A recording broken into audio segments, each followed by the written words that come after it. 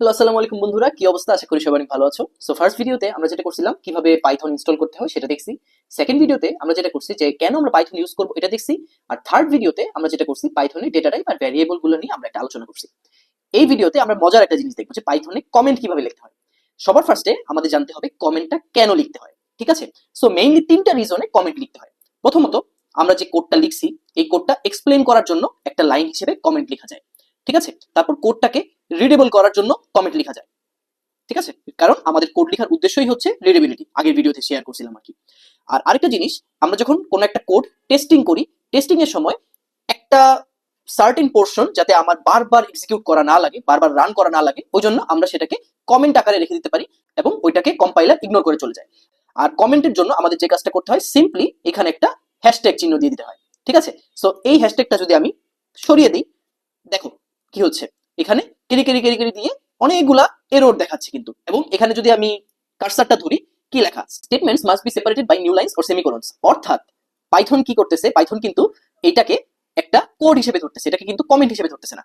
আচ্ছা, এখন আরেকটা এক্সাম্পল দেখি। ফর এক্সাম্পল, আমি একটা ভ্যারিয়েবল নিলাম এক্স এবং এক্স এর ভ্যালু ধরলাম হচ্ছে 5 এবং নেক্সট লাইনে আমি যেটা করলাম, এক্স এর যে ভ্যালু এটাকে 6 করে দিলাম, অর্থাৎ আপডেট করে দিলাম। এখন আমি যদি এই কোডটা রান দেই, দেখো ফার্স্ট 3 লাইন কিন্তু রান হবে না, কারণ এগুলো হচ্ছে অলরেডি কমেন্ট করা, সবুজ কালি হয়ে আছে, ঠিক আছে? অর্থাৎ এগুলা আর রান করবে না, রান করবে হচ্ছে 11 নাম্বার লাইন থেকে। সো আমি রান করলে এই জায়গায় কিন্তু 6 আউটপুট আসছে। এখন একটা কাজ করি, চলো এই যে সেকেন্ড লাইনটা, ঠিক আছে, এই সেকেন্ড লাইনটাকে আমি কমেন্ট করে দিলাম। দেখো এই পার্টটুকু কি হলো, সবুজ হয়ে গেল, অর্থাৎ কমেন্ট হয়ে গেল। এখন যদি আমি রান করি, দেখো নেক্সট লাইনে আমাদের আউটপুট আসছে 5, অর্থাৎ এইভাবে কমেন্ট করতে হয়। এই সেম কাজটাই আমরা সি বা সি প্লাস প্লাসে কি করতাম, ডাবল স্ল্যাশ দিয়ে করতাম। কিন্তু পাইথনে এটা এরর দেখাবে, কারণ এক একটা ল্যাঙ্গুয়েজে এক একটা সিনট্যাক্স থাকে। এখন আমি বাংলা ভাষায় কথা বলতেছি, আমি যদি কোনো একটা ইংলিশ কান্ট্রি থেকে বাংলা ভাষায় কথা বলি, ম্যাক্সিমাম মানুষ কিন্তু আমার কথা বুঝবে না। আবার আমি ফর এক্সাম্পল ম্যান্ডারিন পারি, এখন আমি যদি কোরিয়াতে গিয়ে ম্যান্ডারিন ভাষা বলি তাহলে কিন্তু লাভ নেই, আমার সেখানে কোরিয়ার ভাষা ইউজ করতে হবে।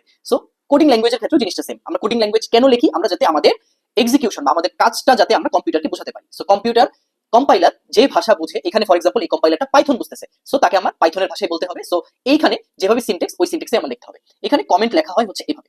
আর আরেকটা জিনিস, এই যে আমি এইভাবে লিখলাম, এভাবে এক একটা কমেন্ট লিখলাম, যে এই কমেন্টগুলা সিঙ্গেল লাইন কমেন্ট বলা হয়, ঠিক আছে?